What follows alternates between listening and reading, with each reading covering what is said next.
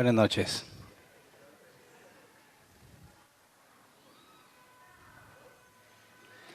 Acompáñenme por favor a Génesis capítulo 25, versículo 24. Génesis 25, 24. Vamos a continuar donde nos quedamos. Acabamos de estudiar el capítulo 24 el miércoles pasado. Hoy vamos a estudiar parte del 25. Vamos a dividirlo en dos partes. Génesis 25, 24 dice: cuando le llegó el momento de dar a luz, resultó que en su seno había mellizos. El nombre del tema es Jacob y Esaú.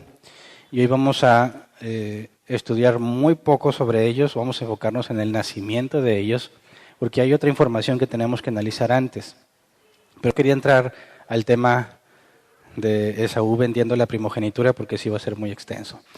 Entonces, partiendo de lo que vimos el último miércoles, dijimos que Isaac y Rebeca se casaron, ¿verdad? Y vimos toda esta historia y la estudiamos en dos partes. Y después de que se casaron, lo que estamos leyendo ahora es que cuando dice que llegó el momento de dar a luz, está hablando de Rebeca. Y resulta que tiene mellizos, y los mellizos son Esaú el mayor y Jacob el menor. Pero yo los menciono al revés, Jacob y Esaú, porque en aquel tiempo se acostumbraba a mencionar primero al más importante. Y en este caso, Jacob era elegido por Dios, mientras que Esaú fue desechado. Pero antes de hablar de los hijos de Rebeca y de lo que sucedió, necesitamos el contexto que Moisés nos pone de entre lo que sucedió desde que Isaac se casó hasta la muerte de Ismael. Y nos dice con Abraham después de que Isaac se casó. Vamos a Génesis 25, versículo 1 y 2. Génesis 25, 1 y 2 dice: Abraham volvió a casarse, esta vez con una mujer llamada Setura.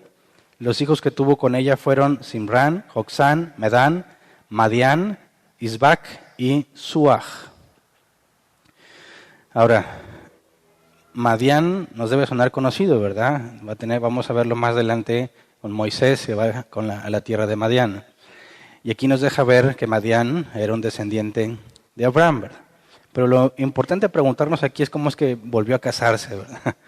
Porque si a la edad de 100 años se consideraba imposible, naturalmente hablando, que un hombre tuviera hijos, y luego hicimos nuestro cálculo de la edad de Abraham cuando murió Sara, y habíamos calculado 139, 140 años aproximadamente. A esa edad se casó, 3 años antes había muerto Sara. 139 y 140 años es cuando Isaac se casó. Así que si Abraham se volvió a casar y tuvo 6 hijos más, ¿cómo es que un hombre de por lo menos 140 años, porque según el relato, después de que se casó Isaac, nos cuenta lo que sucedió con Abraham, ¿verdad? Entonces mínimo tenía 140 años. Esto nos lleva a ver algo importante sobre lo que Dios hizo en Abraham cuando Dios hizo el milagro de que concibieran a Isaac, ¿verdad? Sabemos que tanto a Sara, que ya era vieja y estéril, no podía tener hijos.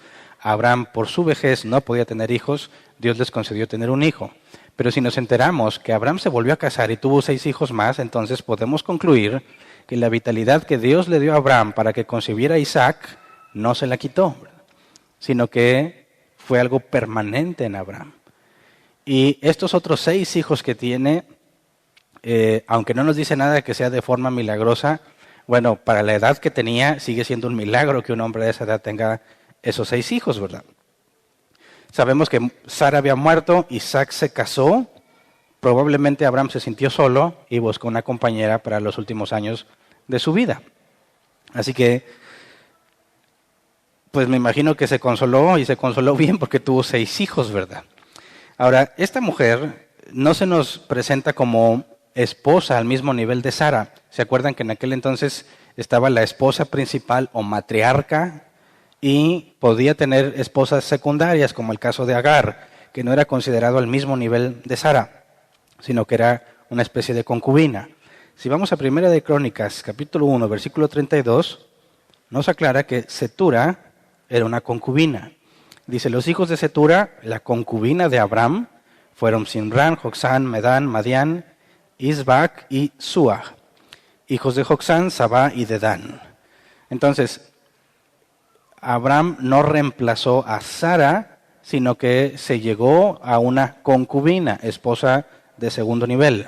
No tenía la autoridad de Sara, ni era tan importante como una esposa principal. Y bueno, algunos piensan que cuando se habla de Cetura, por la edad que tenía Abraham, dice esto no pudo haber sucedido porque es imposible que Abraham a esa edad haya tenido 6 hijos. Así que tratan de buscar una alternativa que tenga que ver más con lo natural, ¿verdad? Y aseguran que esta Cetura en realidad es Agar. De esa manera resuelven el problema de la edad, ¿verdad? Porque Abraham se había llegado a Agar y todavía tenía cierta, digamos, relativa juventud como para poder tener hijos. Entonces considerarían que Ismael y estos 6 hijos mencionados de Cetura serían exactamente hermanos, ¿verdad? Si Cetura es la misma que Agar. Yo creo que esta teoría no tiene sentido. Si leemos el versículo 6, en Génesis 25:6, fíjate lo que nos dice. Nos dice, los hijos de sus concubinas les hizo regalos, y mientras él todavía estaba con vida, los separó de su hijo Isaac, enviándolos a las regiones orientales. Y aquí la palabra concubinas aparece, así como lo leemos, en plural en el hebreo. Así que menciona que Abraham tuvo más de una concubina, y sabemos que Agar fue concubina de Abraham. Así que si tuvo más de una, esta segunda tendría que ser Cetura. De manera que al mencionar concubinas en plural, significa que tuvo más de una concubina, y podríamos identificar fácilmente a Agar y Cetura. Ahora vamos a 1 de Crónicas 1, 28 al 32. Ahorita leímos el 32, ¿verdad? Vamos a leer desde el 28. Porque fíjate cómo nos narra. Dice, hijos de Abraham, Isaac e Ismael. Sus descendientes fueron Nebaiot, primogénito de Ismael, Sedar, Abdel, Mibsán, Misná, Dumá, Masá, Hadad, Temá, Getur, Nafis y Sedema. Estos fueron los hijos de Ismael. Los hijos de Cetura, la concubina de Abraham, fueron, y menciona los 6. Si realmente Ismael y estos 6 fueron hermanos, no hay razón para que haga distinción entre ellos, sobre todo hablar de Isaac e Ismael y luego los hijos de Cetura. Si estuviese mencionando a Cetura como la misma persona de Agar, Ismael sería nombrado ahí, ¿verdad? Ahora más adelante vamos a ver en Génesis 25 que también hace distinción entre Ismael y los hijos de Cetura. Así que buscar una alternativa natural para explicar los hijos de Abraham no me parece válido, sobre todo por lo que encontramos en la Escritura, ¿verdad? Ahora, algunos tienen problemas cuando encuentran cosas sobrenaturales en la Biblia y tratan de eliminar la explicación por medio de un milagro y tratan de encontrar una forma natural, ¿verdad? Una forma viable sin necesidad de milagros. Lo raro es que quieren establecer de forma natural los hijos de Cetura, pero no puedes quitarte la explicación de Isaac, ¿verdad? Fue algo sobrenatural. Y aunque quisieras decir que algo natural pasó con Abraham, ¿cómo eliminas Génesis 1:1? En el principio creó Dios los cielos y la tierra, ¿verdad? Si te genera problema todos los milagros de la Biblia, con el versículo 1 de Génesis 1, con eso tienes para tener que aceptar los milagros como parte de lo que Dios hace, ¿verdad? Podrás tratar de eliminar todos los milagros que tú quieras, pero tendrías que desechar la Biblia entera porque Génesis 1:1 nos dice que Dios creó todo de forma milagrosa. Entonces, este intento por explicar de manera natural lo que pasó con Abraham me parece innecesario. Entonces, algunos, con esfuerzo de eliminar lo sobrenatural, consideran que Abraham se casó con Cetura mientras estaba casado con Sara, pero que no nos lo habían mencionado. Pero no hay nada de esto en el texto, ¿verdad? No hay nada que nos lleve a concluir que realmente Cetura fue esposa de Abraham entre que tuvo a Agar y que tuvo a Isaac, ¿verdad? No tendría sentido escrituralmente hablando.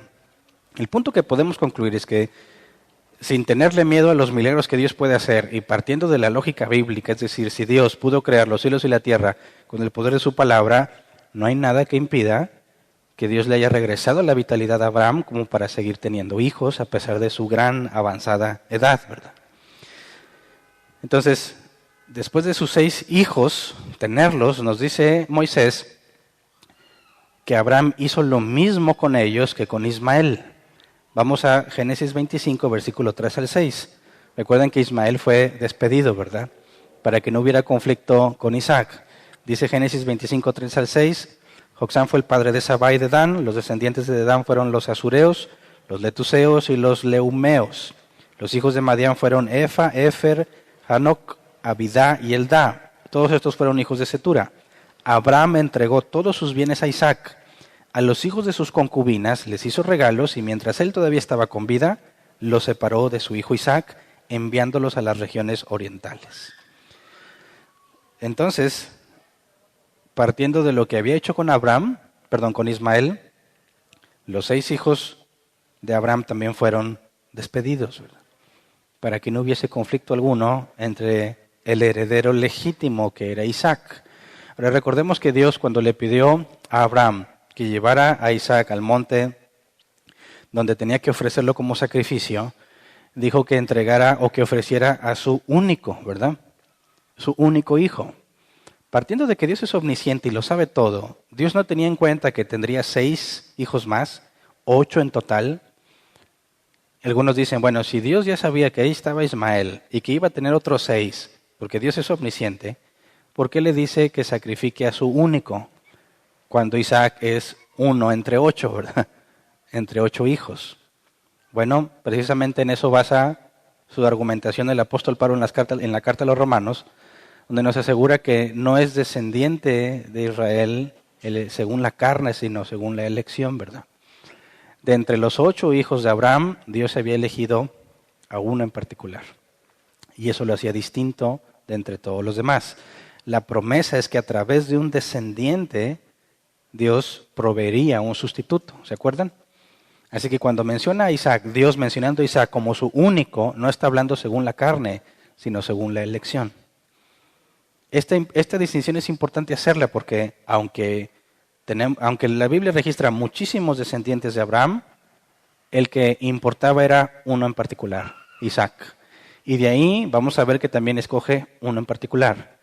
Y de ahí vamos a ver toda la descendencia, cómo Dios va escogiendo a uno en particular entre todos, demostrando que el concepto de la elección está presente desde los primeros escritos históricos de Israel, ¿verdad? De lo que entendemos ahora como los israelitas. La elección tiene que ver dentro de los planes de Dios con mantener un remanente para que el Mesías se manifestara. Entonces, les entrega regalos y los despide. Sabemos que Ismael lo despidió a la edad de 14 años aproximadamente, ¿verdad? Podríamos pensar que debió haber hecho algo muy similar porque vamos a ver más adelante que Abraham muere a los 175 años, ¿verdad? Si a los 140 años se une con la concubina y empieza a tener hijos, si desde que se casó con la concubina empieza a tener hijos a los 141 años, tiene su primer hijo, ¿verdad? Si murió a los 175 años, su hijo mayor, según la estimación, tendría 34 años. O sea, vivió una larga vida Abraham todavía, ¿verdad? Y si tuvo 6 hijos, al morir, el menor tendría 24 años aproximadamente, si hubo 2 años entre cada hijo, ¿verdad? Cosa que no hay ninguna razón para pensar que fueron 2 años, ¿verdad? Pero normalmente se podían tener seguidos. Así que, si al morir Abraham, en una estimación, el hijo menor tenía 24 y nos dice que lo despidió, pudo haberlos despedido cuando ya estaban grandes, ¿verdad? No cuando eran niños pequeños.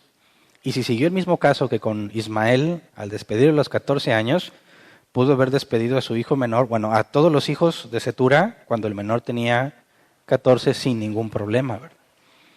Entonces, el hecho de que haya tenido 6 hijos y lo despidiera y que la idea de que los haya despedido con una edad avanzada, donde ellos pudieran comprender lo que estaba pasando, como el caso de Ismael, es factible, ¿verdad? Ahora, mientras estaba con vida, repartió lo que tenía, ¿verdad? Y los despide. Y me viene a la mente como, sabiendo que Abraham murió y que ya tenía todo arreglado antes de morir, entre lo que le había dado Ismael a los 6 hijos de Cetura y lo que se iba a quedar Isaac, se aseguró de que no hubiera problemas entre sus hijos, ¿verdad? Y viene a mi mente problemas familiares cuando alguien muere intestado. Y pues cuando era bien pobre, pues nadie se preocupa, ¿verdad? Pero cuando tenía dinero y tenía propiedades, he visto cómo las familias se destruyen cuando se pelean por la herencia. He visto familias que aparentemente eran unidas, pero cuando se muere el padre y no deja claro el testamento, se hace una guerra entre ellos tratando de quedarse con las cosas. Se olvidan los lazos familiares, se olvida que son hermanos y tratan de quedarse con la mayor cantidad de bienes que puedan, ¿verdad? Se pelean por la herencia que vaya a dejar. Y aquí Abraham vemos que antes de morir dejó todo claro. Y creo que todos deberíamos hacer algo similar, ¿verdad? Dejar todo eso claro antes de morir. Los que estamos bien jóvenes todavía no pensamos en eso, ¿verdad? Pero ninguno tenemos la vida asegurada. Así que debiésemos seguir aquí el caso de Abraham, no que despidas a tus hijos, sino que te asegures de dejar todo claro y repartido antes de que partas. Bueno, Moisés nos da esta información y luego nos relata un dato interesante. Génesis 25, 7 al 10. Dice, Abraham vivió 175 años y murió en buena vejez, luego de haber vivido muchos años, y fue a reunirse con sus antepasados. Sus hijos Isaac e Ismael los sepultaron en la cueva de Macpela, que está cerca de Mamre, es decir, en el campo de Elitita Efrón, hijo de Sohar. Este era el campo que Abraham les había comprado a los hititas. Allí lo enterraron junto a su esposa Sara. Y bueno, al morir Abraham, podemos calcular que Isaac tenía 75 años y Ismael tendría 89 años.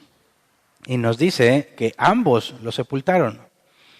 De manera que podríamos entender que Abraham los reunió mientras vivía, de manera que estuvieran ahí cuando murió y lo sepultaran, ¿verdad? Eso nos puede llevar a entender que a pesar de la rivalidad que tenían y del rencor que Ismael podría tener contra Isaac, o se lo aguantaron en los últimos días de su padre, o hubo una reconciliación, ¿verdad? Muchas veces la muerte de un ser querido es lo que une a la familia, ¿verdad? Tienes familia o tenemos familia que casi nunca vemos y te la encuentras en el funeral de alguien. Y en ese momento platicas y te alegras y por eso parece irónico, pero es común ver que en los funerales las personas estén felices de verse a pesar de la pérdida del familiar, ¿verdad? Y en mi experiencia, en toda mi vida he encontrado que a veces los funerales se convierten en motivo de festejo, cuando primos o hermanos se encuentran después de muchos años de no haberse visto, ¿verdad? Y a mí me parecía muy irónico al principio, y no se supone que deben estar tristes, yo los veo bien contentos, porque se reencontraron después de muchísimo tiempo. A veces un funeral es lo que hace que personas que viven lejos viajen con tal de estar en ese día ahí. Y cuando lo tienes presente es cuando te preguntas por qué no nos vimos antes. ¿Por qué no hicimos el esfuerzo para convivir antes cuando podíamos estar felices sin tener que estar experimentando esta pérdida, ¿verdad? Pero por alguna razón curiosa, casi todos nos vemos forzados a hacer ese esfuerzo que de otra forma no habríamos hecho por estar ese día ahí. Y bueno, podemos ver que a pesar de la rivalidad que se había dejado claro entre Ismael e Isaac, estuvieron conviviendo juntos en los últimos días de Abraham, o al menos en la sepultura. Dejaron sus diferencias a un lado, ¿verdad? Ya eran grandes de edad, ¿verdad? 75 y 89 años de edad, ambos ya hombres viejos de edad, y bueno, encontramos que se reencontraron, ¿verdad? No nos da más información, pero tampoco nos dice que hubiese rivalidad entre ellos aún en este punto, ¿verdad? Y si nos dice que ambos lo sepultaron, esto implica que los dos tuvieron que hacerlo en mutuo acuerdo. Entonces, es lo último que se nos dice de ellos dos conviviendo, y creo que nos da un mensaje esperanzador de ver que de alguna forma pudieron estar juntos sin problemas, ¿verdad? Después de registrar la muerte de Abraham, Moisés se toma unos versículos para explicarnos lo que pasó con Ismael. Y esto es importante porque había una promesa de Dios para Ismael. Vamos a recordarla en Génesis 17, versículo 20. Cuando Dios se le aparece a Abraham y le dice que lo va a bendecir y que le va a dar un hijo, y Abraham se ríe y le dice, bueno, pues ahí está Ismael, por favor bendícelo, porque Abraham no cree que él pueda tener un hijo en su vejez. Y míralo teniendo 6 hijos más, ¿verdad? ¿Quién diría? Dios le dijo esto: en cuanto a Ismael, ya te he escuchado. Yo lo bendeciré, lo haré fecundo y le daré una descendencia numerosa. Él será el padre de 12 príncipes. Haré de él una nación muy grande. Eso era lo que Dios le dijo a Abraham, ¿verdad? Una promesa, iba a bendecir a Ismael. Y luego leemos en Génesis 25, versículo 12 al 18. Esto es lo que sucedió. Dice, esta es la descendencia de Ismael, el hijo que Abraham tuvo con Agar, la criada egipcia de Sara. Estos son los nombres de los hijos de Ismael, comenzando por el primogénito, Nebayot, Cedar, Abdel, Mibsán, Misma, Dumá, Masá, Hadar, Temá, Getur, Nafis y Sedema. Estos fueron los hijos de Ismael y estos los nombres de los 12 jefes de tribus según sus propios territorios y campamentos. Se cumplió lo que Dios había dicho, sería padre de 12 príncipes. Versículo 17, Ismael vivió 137 años. Al morir fue a reunirse con sus antepasados. Sus descendientes se quedaron a vivir en la región que está entre Javilá y Sur, cerca de Egipto, en la ruta que conduce a Siria.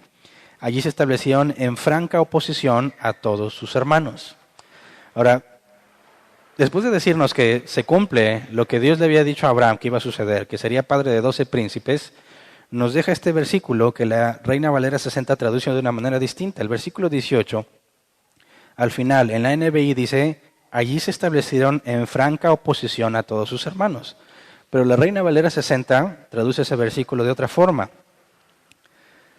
Dice, y murió en presencia de todos sus hermanos. Y es algo muy distinto, ¿verdad?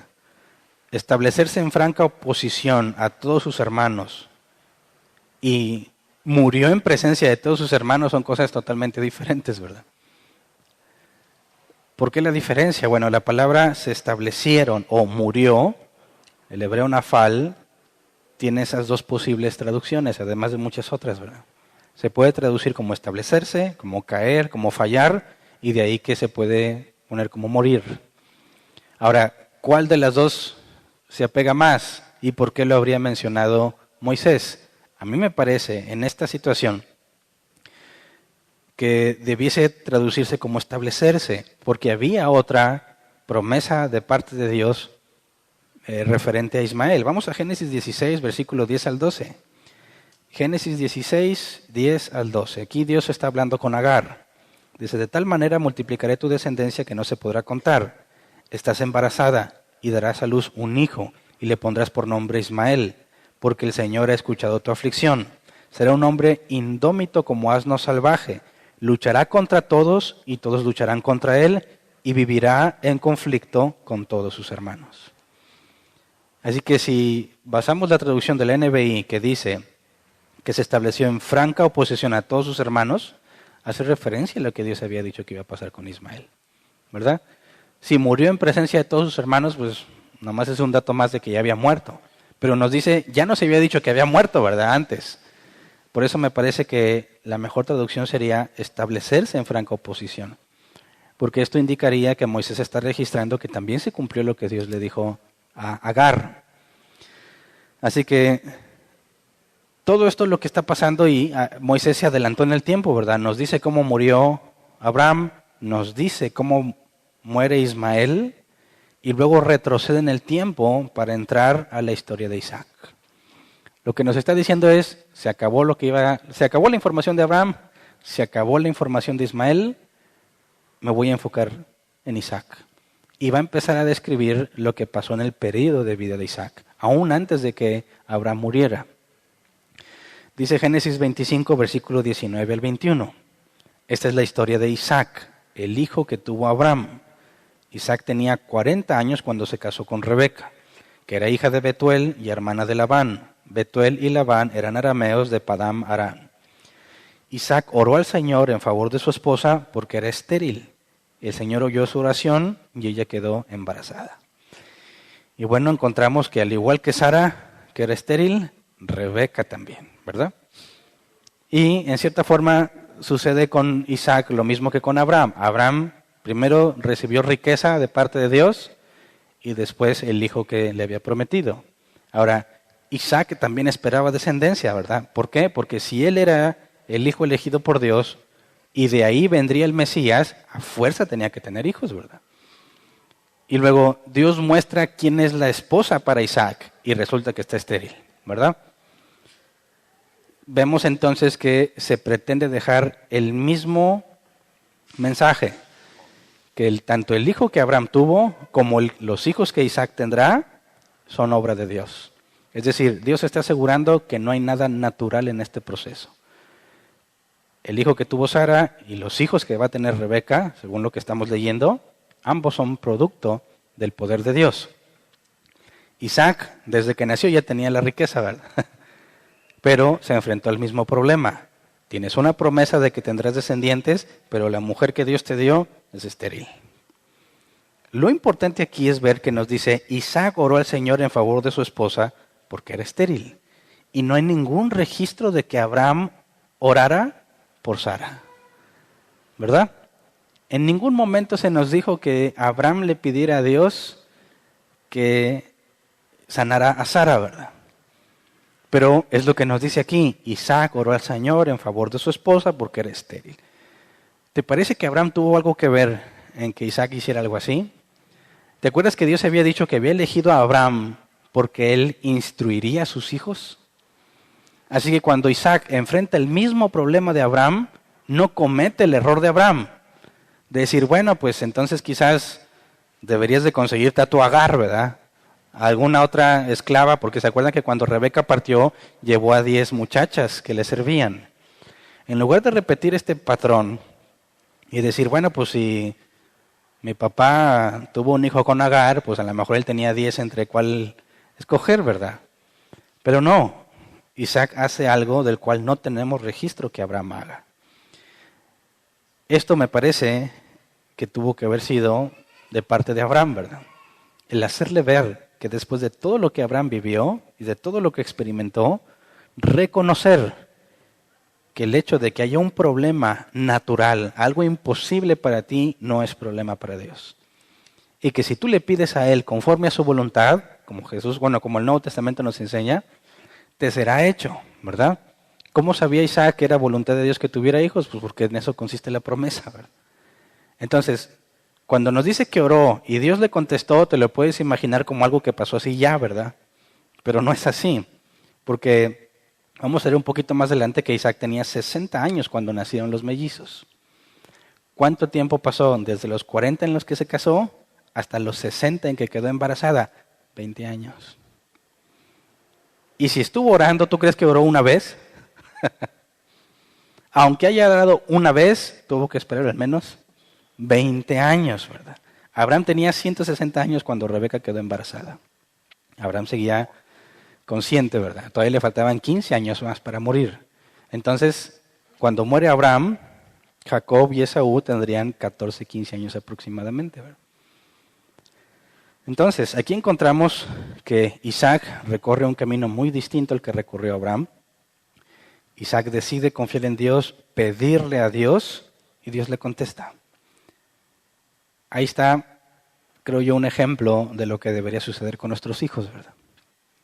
Porque si tú conoces de Dios y estás caminando con Él y adquieres sabiduría conforme va pasando el tiempo, debiésemos ser una fuente útil de sabiduría para nuestros hijos. Para que cuando ellos se enfrenten a un problema, tú puedes decirle, esto es lo que está pasando desde la perspectiva divina. ¿Se acuerdan todo lo que aprendió Abraham, verdad? A los 75 años Dios lo llamó y muere a los 175. 100 años de caminar con Dios, ¿verdad? Todas las experiencias que tuvo, todas las veces que Dios lo sacó de sus propios problemas, el poder sobrenatural que le manifestó. Ahora, tienes a Isaac, se encuentra un problema similar y lo resuelve de una manera totalmente distinta.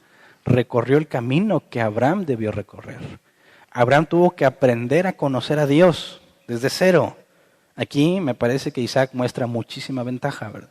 Mucha más madurez y conocimiento a Dios, porque desde que Isaac nace es instruido en las cosas de Dios. De ahí que vemos en la Escritura, en el Nuevo Testamento, que nuestros hijos, hijos de creyentes, son santos. No dice que son salvos, ¿verdad? Eso de que confía en el Señor Jesucristo y serás salvo tú y toda tu casa, y dicen, bueno, si tú eres cristiano, tus hijos también van a ser cristianos, eso es falso. Están sacando de contexto ese pasaje. Eso se cumplió con el carcelero, ¿verdad? Y ya. Pero nos dice la Escritura que nuestros hijos son santos, y según la palabra santos, en el griego es puestos aparte. Tienen un trato distinto. ¿Por qué? Porque si nosotros, como en mi caso, yo conocí a Dios a los 19 años y ya había cometido muchos errores. Yo puedo saber de los problemas que encuentra cualquier persona hasta los 19 años, más o menos que otros, ¿verdad? Y cuando mis hijos recorran eso, yo voy a saber decirles muchas cosas de cómo se debe de ahorrar, cómo debes de evitar, cómo debes enfrentar esos problemas, ¿verdad? Otros quizás conocieron a Dios a los 30, 30 y tantos, y tienen mucha más experiencia acumulada en cuanto a los errores que se pueden cometer. Pero todo eso debiésemos poder transmitirlo a nuestros hijos. ¿Me explico? Es decir, nuestros hijos no deberían empezar de cero. Deberían empezar desde donde nosotros nos quedamos. Yo me acuerdo que papá siempre me decía eso. Me decía, mira, tú tienes que estudiar, tienes que esforzarte, trabajar duro, porque tú no vas a empezar donde yo empecé. Tú vas a empezar donde yo me quedé. Y él me decía, yo estudié, yo saqué una carrera, tú lo menos que debes hacer es eso. Porque si yo ya me esforcé por llegar aquí, no es justo que tú quieras retroceder. Y en las cosas de Dios debería ser igual. Nuestros hijos tienen mucho beneficio. Si tú realmente estás aprendiendo de las cosas de Dios, cuando ellos se enfrenten a un problema, tú debes de darles la sabiduría para enfrentar ese problema. No que confíen que no van a tener problemas, sino en mostrarles cómo se resuelve, porque tú ya has caminado con Dios un gran proceso y has enfrentado graves problemas, ¿verdad? Lo que tú vas acumulando al caminar en tus días, debieses encontrar la forma de comprimirlo, de empaquetarlo, de manera que cuando tus hijos se encuentran en un problema, sepas cómo darle la información que necesiten. No van a tener los mismos problemas que tú, necesariamente. Pero se reduce en confiar en Dios. Isaac oró a Dios para que hiciera algo con su esposa estéril. Y 20 años después, Dios contesta. Ahora dicen 20 años para orar. ¿Cuántos llevas tú orando? ¿Cuántos? ¿Cuántos se desesperan con un día de oración? Yo ya oré y no jala. Eso es muy común de los ateos o de los nuevos cristianos. Y sabes que la oración Dios la contesta. A ver, yo ya oré y no pasó nada. No, ¿qué te pasa? No funciona así. No se trata de que tengas que orar mucho para que Dios te lo dé, ¿verdad? O poner a orar a todos tus contactos de Facebook. Hace poco escribió en árbol plantado una persona que recién le había dado me gusta. Y lo primero que escribió, muchos escriben y hola, ¿cómo están? Y que las prédicas y esto, accesar información. Pero esta persona le dio me gusta y de inmediato mandó un mensaje, por favor oren por mi familiar, no sé qué, y ya, gracias. Y asumiendo que es verdad lo que me dice y que considera problemático, no quise decirle lo que le hubiera dicho en otra ocasión, ¿verdad? Le dije, ok, claro que sí, y me puse a orar en ese rato y le dije, ya oré. Pero cuando las personas dicen algo así y quieren empezar a poner a las iglesias a orar o a todos sus contactos de Facebook, tienen un concepto errado de la oración, ¿verdad? No significa que mientras más personas oren, más probable es que Dios te conteste, ¿verdad? Y estos 20 años que estuvo orando Isaac, asumiendo que oraba siempre, no es la cuota que tuvo que cumplir para que Dios le respondiera, ¿verdad? Simplemente que Dios hace las cosas cuando Él las definió, cuando Él designó que sucedieran, indistintamente de cuánto tiempo hayas estado orando, ¿verdad? No sé si me explico. Estos 20 años no es una medida para que alguna pareja que tenga problemas de esterilidad diga, oh, pues 20 años, bueno, ya llevo 15 y ya me falta poco. O se desanima y dice, no, apenas vamos empezando a orar, imagínate 20 años. Ahora, si Abraham de los 75 a los 100, 25 años, dice, no, pues falta mucho. No, nada que ver. Dios ya ha designado lo que va a pasar y el hecho de que tú ores no lo va a convencer de mover sus planes. Si Dios mueve sus planes ya no es Dios, ¿verdad? Entonces, lo que nos dice aquí es que Isaac busca a Dios de una manera que Abraham no hizo. Y Dios le contesta cuando era el tiempo de que tuviera hijos. Así que sabemos, por lo que habíamos estudiado en el caso de Sara, que no tener hijos era algo vergonzoso, ¿verdad? Era mal visto por la sociedad y se te consideraba que estabas bajo maldición. Muy parecido a los cristianos de ahora, ¿verdad? Así que seguramente enfrentaron vergüenza. Les daba vergüenza lo que podía pensar la gente alrededor. Pero vemos que Dios contestó su oración. Pero fíjate, dice el versículo 22. Pero como los niños luchaban dentro de su seno, ella se preguntó, si esto va a seguir así, ¿para qué sigo viviendo? Entonces fue a consultar al Señor. Sufre porque no se embaraza y luego se embaraza y ahora sufre en el embarazo, ¿verdad? ¿Cómo sabemos que está sufriendo? Bueno, así dice ella, si esto va a seguir así, ¿para qué sigo viviendo? ¿Qué te hace pensar que está pasando aquí? ¿Por qué está perdiendo las ganas de vivir? Dice que los niños luchaban dentro de su seno. Ahora, mi esposa no tuvo gemelos. Muchos piensan que Alexa y Dael son cuates o me han dicho, mira, son cuatitos. No, se llevan menos de un año, pero no son cuates. Y yo me acuerdo que Alexa se movía mucho, era impresionante, parecía que iba a salir así como Alien, porque se movía la panza y se movía, le decía, ¿te duele? Y a veces decía que le dolía. Ahora imagínate que tienes dos y que se están mueve y mueve y mueve y mueve al grado en que Rebeca dice, ¿para qué sigo viviendo? Ahora, sabemos que ya se nos había dado evidencia de que ella sirve a Dios, ¿verdad? Y le dan ganas de morirse por el dolor que experimenta. Vamos a ver más adelante que a Moisés le pasa algo similar, ¿verdad? Le dan ganas de morirse por los problemas que enfrenta con el pueblo. Y algunos dicen o preguntan si los cristianos podrían deprimirse a tal grado que deseen morirse. Bueno, aquí hay un caso muy simple, ¿verdad? ¿Para qué sigo viviendo? El cristiano puede deprimirse en el sentido de pensar que la vida no tiene valor. Eso no es algo ajeno a un hijo de Dios. El punto es lo que hace ella después de perder el deseo de vivir, porque dice, entonces fue a consultar al Señor. Y esa es una distinción muy clara entre los nacidos de nuevo y los que no han nacido de nuevo. Porque el cristiano que se deprime al grado de desear morir, sabe que puede ir con Dios. No va a decir, pues me mato. No, el problema no es que tengas ganas de morirte. Muchas veces en tu vida puedes tener ganas de morirte. Eso no te quita lo cristiano. Lo que vas a hacer con eso es lo que marca la diferencia. Porque el no regenerado se deprime cada vez más y a veces termina suicidándose, ¿verdad? Va al psicólogo. Qué extraño que los cristianos quieran ir al psicólogo. Yo me pregunto, ¿cómo le hacía Rebeca sin psicólogos? ¿Cómo lo hizo Moisés sin psicólogos? ¿Cómo lo hizo David en los Salmos sin psicólogos? ¿Qué hizo todo el mundo antiguo sin psicólogos? Los que conocían a Dios hablaban con Dios.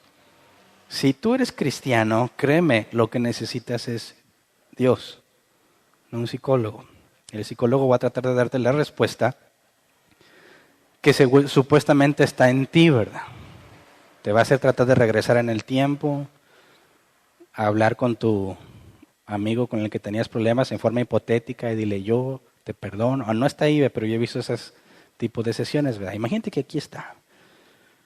¿Qué le dirías? No, te pasaste, me dañaste. Y ahí te empiezas a deshogar y supuestamente vas a sanar, ¿verdad? Es absurdo. Bíblicamente hablando, la solución no está en ti. La solución es Dios. ¿Me explico? Así que Rebeca sufre porque no tiene hijos. Ahora sufre estando embarazada. Si te fijas, Isaac es el elegido de Dios. ¿Y cómo le ha ido en la vida? Tiene riqueza, pero no le sirve en lo importante. Con esa riqueza no puede comprar un hijo. Y cuando ya está embarazada, esa riqueza no le sirve para aliviar el dolor de su esposa embarazada. Y esto nos debe llevar a entender que las riquezas no deben de ser seguridad para nosotros, porque tienen un límite. Dicen muchos, bueno, Hernán, pero dicen los cristianos que la riqueza no es felicidad, pero prefieres llorar en la banqueta o en un carro último modelo. Bueno, lo que estaría de acuerdo con ellos es que en ambos casos vas a llorar, ¿verdad? Y aunque estés en el carro último modelo, eso no va a aliviar tu dolor, ¿verdad? Eso no cambia en nada la situación. Vas a seguir sufriendo. El punto es que tenemos que reconocer que aún con todo el poder y la riqueza que tiene Isaac, no le sirve. No le sirve para que su esposa tenga hijos y no le sirve para aliviar el dolor de su esposa. Así que nos dice que fue a consultar al Señor. Ahora, ¿a dónde fue a consultar al Señor? Algunos piensan que fue a buscar a Melquisedec. ¿Se acuerdan de Melquisedec? sacerdote de Dios Altísimo. La única información que tenemos en el Antiguo Testamento es eso. Sabemos que Abraham lo conocía, ¿verdad? Porque lo reconoció como sacerdote. Si ella fue a consultar a Dios, dicen, bueno, tal vez fue a buscar a Melquisedec, ¿verdad? Quizás todavía estaba vivo. O a alguien similar. Tal vez, aunque la Biblia no dice nada al respecto. Posiblemente solamente se refiere a que se puso a orar, ¿verdad? Que me parece que es más simple. Si Isaac está orando para que su esposa pueda tener un hijo y su esposa tiene dolor, ¿no se parece lo más plausible que se haya puesto a orar? Fue a consultar al Señor, ¿verdad? Y Dios le contesta, Génesis 25, 23 al 24. Y él le contestó, 2 naciones hay en tu seno, 2 pueblos se dividen desde tus entrañas. Uno será más fuerte que el otro y el mayor servirá al menor. Cuando le llegó el momento de dar a luz, resultó que en su seno había mellizos. Ahora, cuando Dios le contesta, Rebeca se da cuenta que va a tener 2 hijos, ¿verdad? Que ella no sabía. Se le está moviendo algo aquí y ella siente que hay 2 cosas independientes. ¿Pero qué está pasando? Dios le dice, tienes mellizos. Y cuando nace se confirma que son mellizos, ¿verdad? Versículos 25 al 26. El primero en nacer era pelirrojo y tenía todo el cuerpo cubierto de vello. A este lo llamaron Esaú. Luego nació su hermano agarrado con una mano del talón de Esaú. A este lo llamaron Jacob. Cuando nacieron los mellizos, Isaac tenía 60 años. Ahora, la Reina Valera 60, en el versículo 25, nos dice algo distinto. No nos dice que era pelirrojo, nos dice que era rubio, ¿verdad? Vamos a esperar a que lo pongan.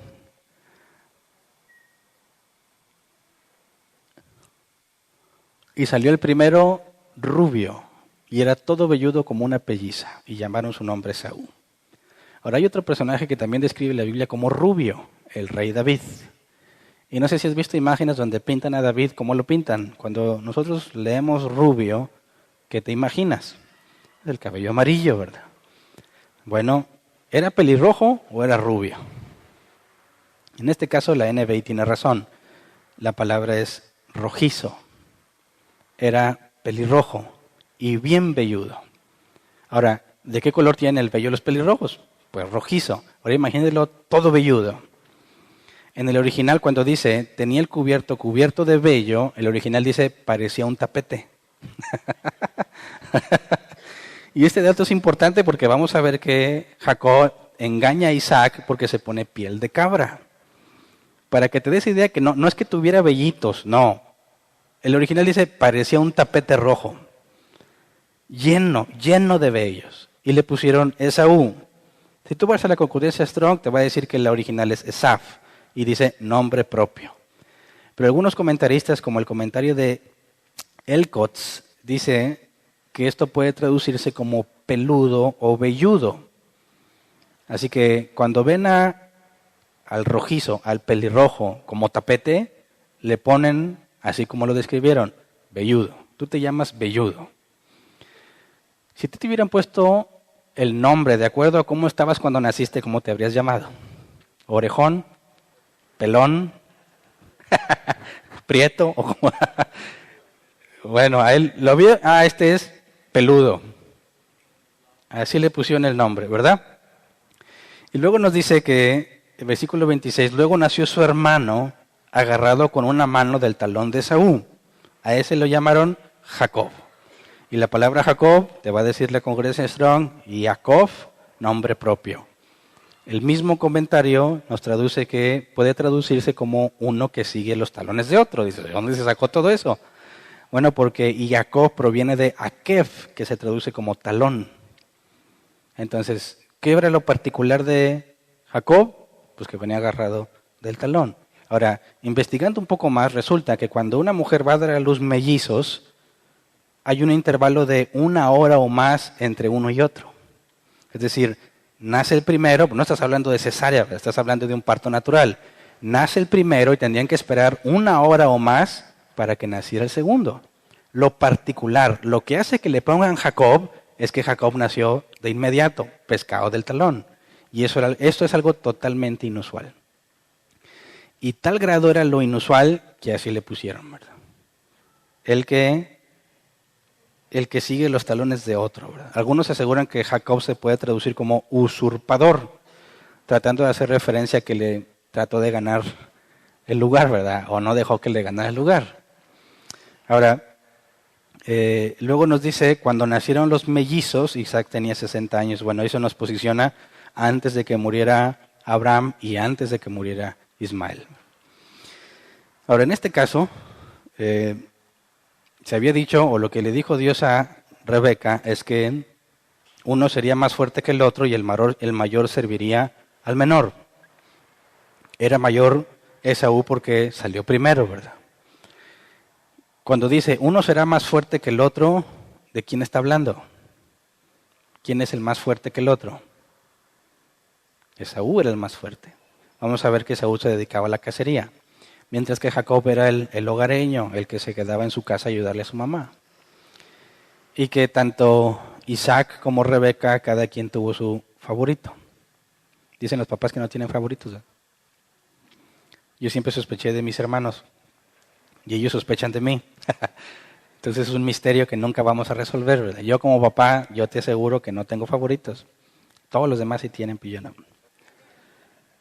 Entonces, lo que estaba sucediendo en el vientre, cuando dice que son dos naciones, y que ya no vamos a alcanzar a ver hoy por cuestión de tiempo, es algo representativo de lo que va a pasar entre ellos. Uno, que es Esaú, va a ser un hombre de atlético o de deportes, más de sangre fría, pero como que un poco bruto. Y Jacob, reconocido como más débil, porque los hombres no eran para quedarse guardados en su casa, resulta que es más astuto. Y ambos tienen muchos problemas en su persona, ¿verdad? En su manera de ser, y Dios escogió uno de ellos. Sabemos que Dios escoge a Jacob, ¿verdad? Y trata específicamente con él.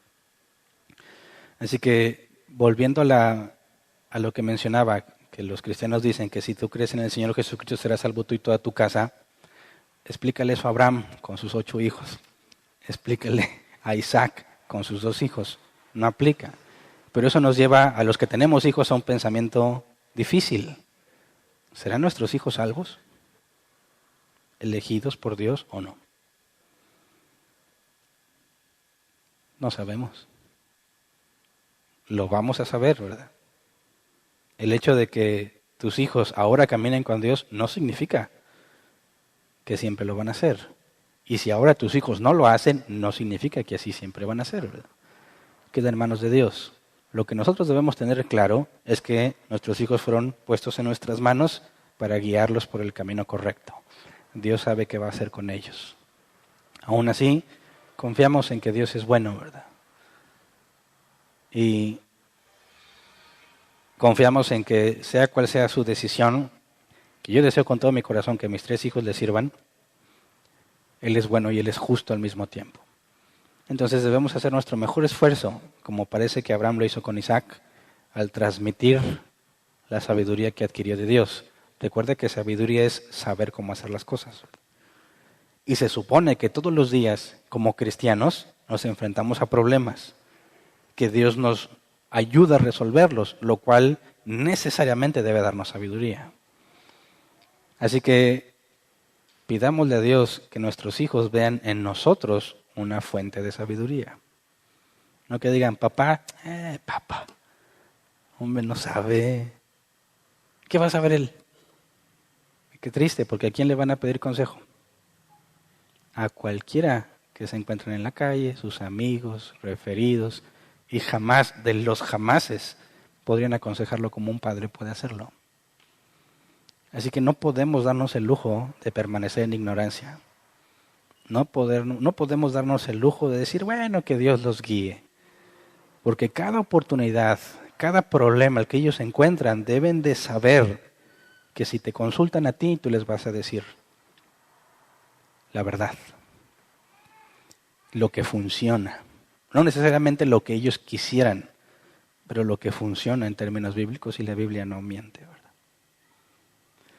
Entonces, hasta aquí vamos a dejar este tema. Isaac ve el cumplimiento de la promesa que se le hizo a Abraham cuando se da cuenta que tiene mellizos. Y con lo que se dice antes de que suceda el pleito entre ellos, el menor servirá al mayor, ya tienen claro que Dios va a elegir al menor y que necesariamente de Jacob viene el Mesías.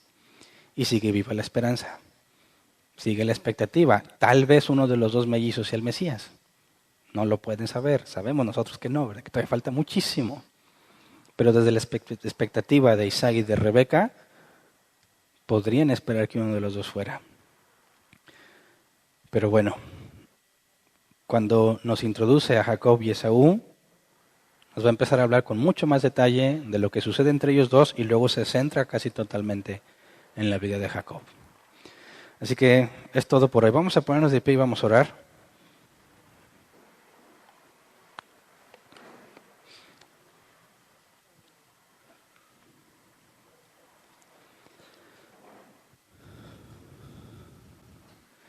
Yo creo que entre nosotros podemos ubicarnos en dos posturas, o desde la perspectiva de Abraham o desde la perspectiva de Isaac.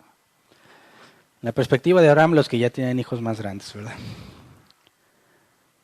Los que quizás puedan ver que sus hijos están teniendo hijos. Y podemos ver que desde que Abraham fue llamado hasta que murió, Dios nunca lo abandonó. Cumplió todo lo que le prometió. La única parte de la heredad pues se quedó nada más ahí donde lo enterraron, ¿verdad? Sabemos que ese terreno lo compró carísimo. Y es lo único que tiene de esa tierra, porque Dios le prometió toda esa tierra. Pero se nos dice que muere con sus años bien vividos. Y eso debiese ser para nosotros alentador, ¿verdad? No en el sentido de que no vamos a tener problemas, en el sentido de que Dios no nos va a abandonar. Esa es nuestra esperanza. Y desde la perspectiva de Isaac, los que apenas están teniendo hijos o tienen hijos pequeños, bueno, podemos ver al mismo tiempo que aunque sabemos que el Mesías no va a venir de ninguno de nosotros, porque el Mesías ya vino, si Dios no hubiese elegido a tus padres, ya sea para salvación o no, si ellos no se hubiesen casado, si ellos no se hubiesen engendrado, tú jamás hubieras conocido a Dios. Y el hecho de que estés aquí y voltees al pasado, puedes ver que todos tus ancestros fueron plan de Dios, hayan sido salvos o no. Y si no lo eran, todo lo que Dios toleró de aquellos que no eran sus hijos, al menos sabes que era para que llegaras tú. ¿Me explico? Porque Dios te eligió a ti aún antes de que creara la humanidad. Y en ese mismo sentido, tus hijos van a crecer. Esperemos en Dios que los guíe por sus caminos.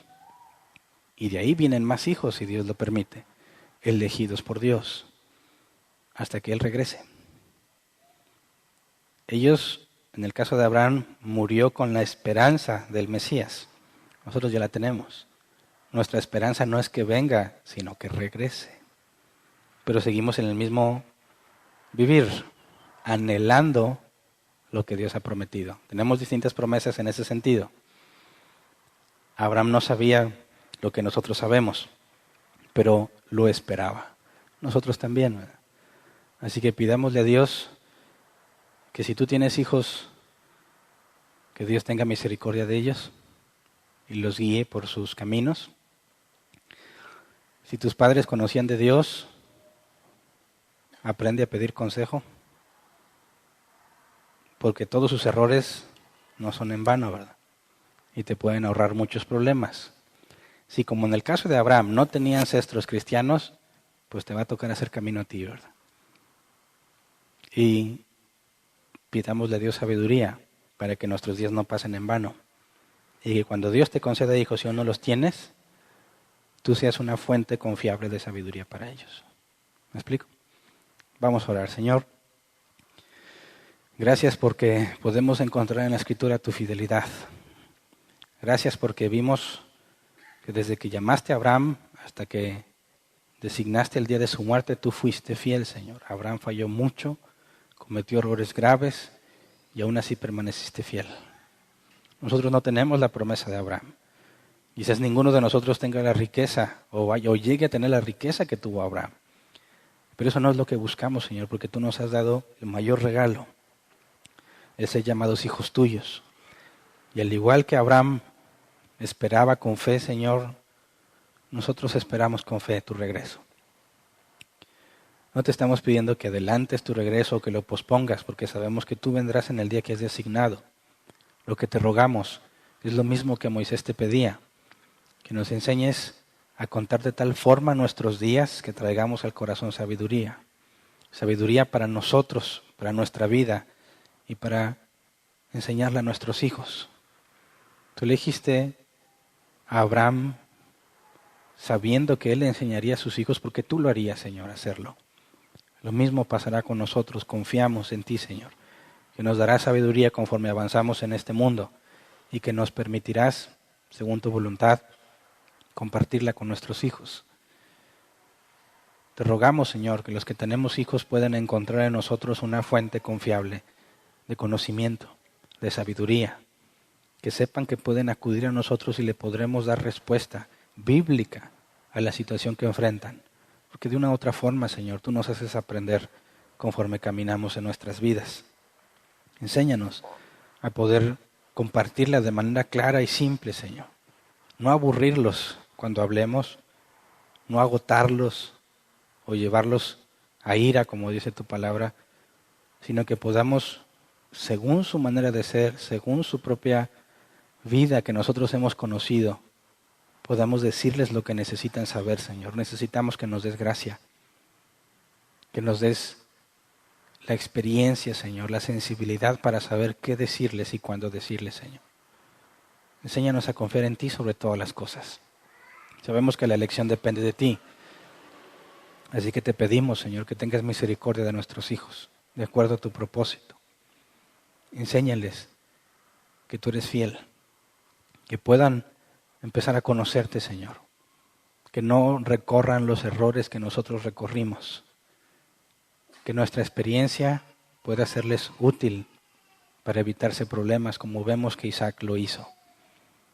Gracias te damos, Señor, en todas estas situaciones, porque a pesar de nuestros errores tú eres fiel. A pesar de nuestros errores para con nuestros hijos sabemos que nada puede interferir con tus planes. Así que descansamos en ti, Señor. Y te pedimos que así como Abraham no lo dejaste ni siquiera en el último día de su vida, concédenos ver tu fidelidad hasta el último día de nuestras vidas. Gracias. Amén. Pueden sentarse. Pasemos a la sección de preguntas. Si alguien tiene una pregunta, levante su mano y le llevan el micrófono. Tenemos 15 minutos para responder. Gracias a Dios por el cronómetro, porque el domingo ya me estaba pasando, ¿verdad? Así que si alguien tiene una pregunta, levante su mano. Si no hay preguntas aquí, vemos si hay preguntas en línea para contestarla. ¿Alguien tiene una pregunta? ¿No? Bueno, me voy limpio. ¿En línea? ¿Hay preguntas? Tampoco, doblemente. Muy bien, entonces terminamos por hoy.